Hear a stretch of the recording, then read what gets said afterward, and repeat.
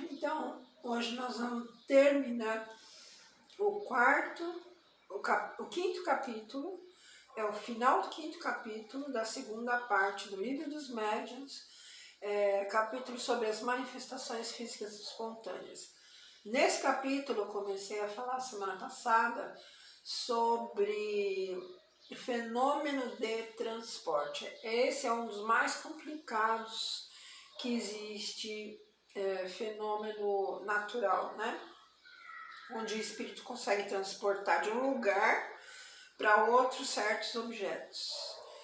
Aí, continuando aqui, efetivamente, quase de todo desprovido do invólucro refratário, que na maioria dos outros encarnados o isola, o sistema nervoso dessas pessoas as capacita para a produção direta destes diversos fenômenos. Então, ele está falando das pessoas, dos médiuns que produzem esse tipo de fenômeno, né?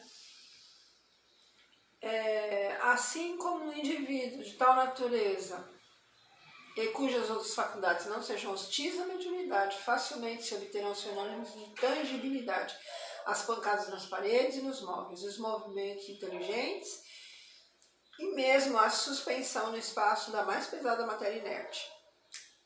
A priori, os mesmos resultados se conseguirão se, em vez de um médium ou experimentador, dispuser de muitos igualmente bem dotados. Mas, da produção de tais fenômenos, a obtenção dos de transporte tem um grande espaço, porquanto, neste caso, não só o trabalho do espírito é mais complexo, mais difícil, como, sobretudo, ele não pode operar senão por meio de um único aparelho mediúnico, isto é, tem que ser uma pessoa só, né? Muitos médiuns não podem concorrer simultaneamente para a produção desse fenômeno, que é de trazer um objeto de fora para dentro de algum lugar ou de dentro para fora, enfim, transportar objetos, né? Precisa ser um médium só, ele não vai poder contar com vários. Sucede até que, ao contrário da presença de até algumas pessoas antipáticas ao espírito, dificultam radicalmente essa operação. Se tiver no ambiente pessoas que são contra o espírito ou com descrença ou com antipatia, ele já não consegue produzir de tão sutil e tão complicado que é esse fenômeno. A esses motivos que, como vedes, não falta importância, acrescentamos que os transportes reclamam sempre maior concentração e, ao mesmo tempo, maior difusão de certos fluidos, que não podem ser obtidos senão com médiuns superiormente dotados, com aqueles, numa palavra, cujo aparelho eletromediúnico é o que melhores condições oferece. Então tem que ser muitos bons médiuns para produzir isso. Em geral, os fatos de transporte são e continuarão a ser extremamente raros. Não preciso demonstrar por que são e serão menos frequentes do que os outros fenômenos de tangibilidade. Tangibilidade, aquele que você pode encostar a mão, né? Sentir o objeto, ou a pessoa, ou o espírito.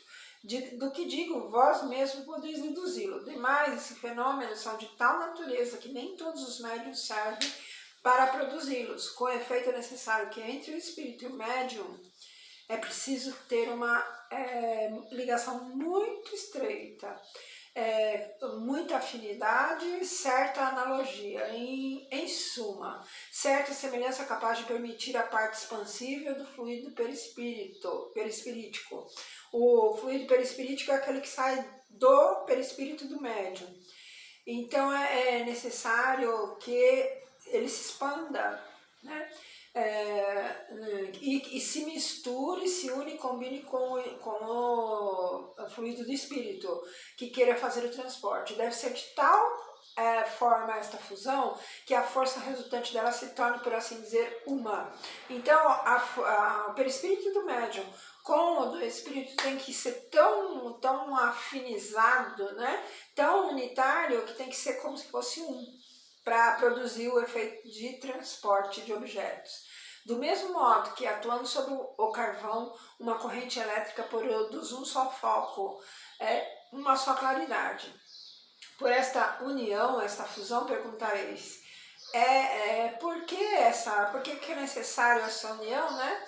Aí ele responde, é que para que esses fenômenos se produzam, necessário se faz que as propriedades essenciais do espírito motor se aumentem com algumas das do médium.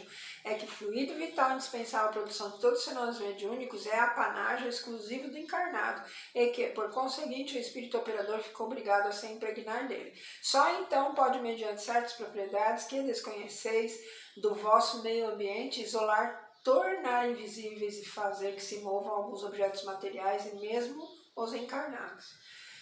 Não me é permitido, por enquanto, desvendar-vos as leis particulares que governam os gases e os fluidos que vos cercam, mas antes de alguns anos tenham decorrido, antes de uma existência de homem, se tenha esgotado a explicação destas leis e desses fenômenos, vos será revelado e vereis surgir e produzir-se uma variedade nova de médiuns que agirão num estado cataléptico especial desde que sejam mediunizados. Vedes assim quantas dificuldades cercam a produção de fenômenos dos transportes. Muito logicamente podeis concluir daí que os fenômenos dessa natureza são extremamente raros, como eu disse acima, e com tanto mais razão quanto os espíritos muito pouco se prestam a produzi-los, porque isso se dá lugar da parte deles a um trabalho quase material, que lhes acarreta aborrecimento e fadiga. Por outro lado, ocorre também que, frequentemente, não obstante a energia, a vontade que os animem, o estado próprio do médium lhes opõe intransponível barreira. Evidente é, pois, e o vosso raciocínio está certo, ou sancionará, que os fatos de tangibilidade, como pancada, suspensão e movimento, são fenômenos simples, que se operam mediante a concentração e a dilatação de certos fluidos e que podem ser provocados e obtidos pela vontade e pelo trabalho dos médiuns aptos a isso. Quando secundados por espíritos amigos e benevolentes, ao passo que os fatos de transporte são múltiplos, complexos, exigem um concurso de circunstâncias especiais e não se podem operar senão por um único espírito e um único médium, e necessitam, além do que, a tangibilidade, reclama uma combinação muito especial para isolar e tornar invisível o objeto ou os objetos destinados ao transporte. Então eles têm que ficar invisíveis e depois aparecer em outro lugar. Todos vós, espíritos, compreendeis as minhas explicações e perfeitamente aprendeis o que seja essa concentração de fluidos especiais para a locomoção e a tatilidade da matéria inerte. Acreditais nisso, como acreditais nos fenômenos da eletricidade, do magnetismo, com os quais os fatos mediúnicos têm grande analogia, e de que são, por assim dizer, a confirmação e o desenvolvimento. Quanto aos incrédulos e aos sábios, piores esses do que aqueles, né? Piores são os sábios do que os incrédulos. Não me compete convencê-los e com eles não me ocupo. Convencer-se-ão um dia por força da evidência, pois que forçoso será que se curvem diante do testemunho dos fatos espíritas. Como forçoso foi que o fizessem diante de outros fatos que a princípio repeliram. Resumindo, os fenômenos de tangibilidade são frequentes, mas os de transporte são muito raros, porque muito difíceis de se realizar são as condições em que se produzem. Conseguintemente, nenhum médium pode dizer a tal hora, em tal momento, obterei o transporte, visto que muitas vezes o próprio espírito se vê obstado na execução de sua obra. Devo acrescentar que esses fenômenos são duplamente difíceis em público, porque quase sempre entre o público se encontram elementos energicamente refratários que paralisam os esforços do espírito. E tem pessoas não crédulas no meio do povo que vai assistir esses fenômenos, naquela época tinha, e hoje com certeza tem, e eles atrapalham então essa realização desse fenômeno de transporte de um objeto de um lugar para o outro através do espírito. Então, tende ao contrário como certo que... Alexa, desliga!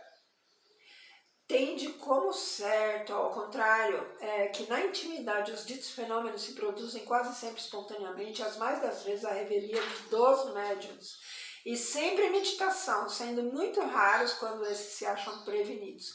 Deveis deduzir daí que há motivo de suspeição todas as vezes que o médium se lisonjeia lisonjeia de os obter à vontade, ou por outra forma de dar ordens aos espíritos como servos seus, o que é simplesmente absurdo. Tende ainda como regra geral que os fenômenos espíritas não se produzem para constituir espetáculo e para divertir os curiosos. Se alguns espíritos prestam a tais coisas, só pode ser para a produção de fenômenos simples, não para os que, como os de transporte e outros semelhantes, exigem condições excepcionais. Lembrai-vos, espíritas, de que, se é absurdo repelir sistematicamente todos os fenômenos de além-túmulo, também não é de bom aviso aceitá-los todos cegamente. Então, não é certo nem você pensar que não é possível nenhum fenômeno e nem também aceitar tudo que aparece. Quando o fenômeno de tangibilidade, de visibilidade ou de transporte se opera espontaneamente de modo instantâneo, aceitai-o. Então, quando é espontâneo, né? Quando ninguém preparou nada, quando de repente aconteceu em algum lugar e vocês ficaram sabendo ou presenciaram, é simplesmente aceitar, porque não foi preparado por alguém, né, querendo enganar. Então eu vou encerrar essa parte do vídeo para que possa postar depois e eu continuo no próximo.